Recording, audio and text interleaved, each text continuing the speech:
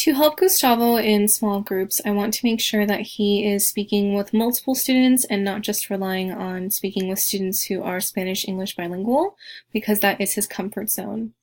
So one tool that I want to use, it is called 432 Fluency Activity, and the way this works is that you set up students into two circles, so you have an inner circle and an outer circle, and all students are facing each other.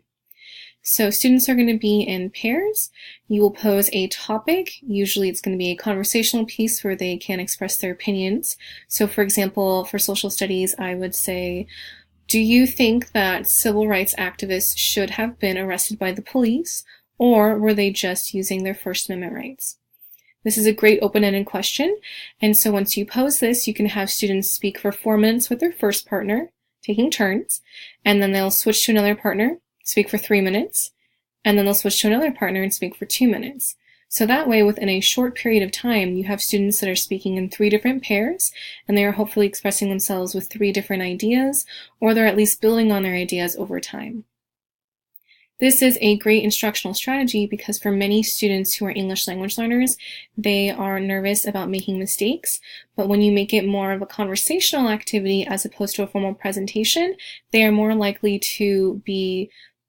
comfortable with what they are saying, and they may be more likely to use English more as opposed to Spanglish, Spanish and English, which is what Gustavo typically does use when he needs to do formal presentations. Another tool I would use is homogeneous grouping by similar literacy levels. So Gustavo does read at a level 4, which means that it is higher intermediate level, and it would be great if I could have him work with students who are reading at similar levels so that they can build their understanding of the content through informational texts, such as a primary source narrative by a slave or from the textbook.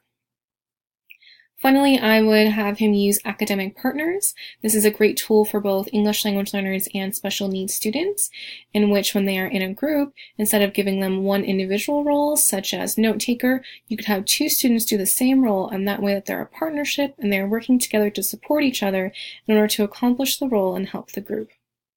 All of these tools I'm hoping will help Gustavo not only practice with his speaking in English, but also with his ability to build his reading levels and his writing levels.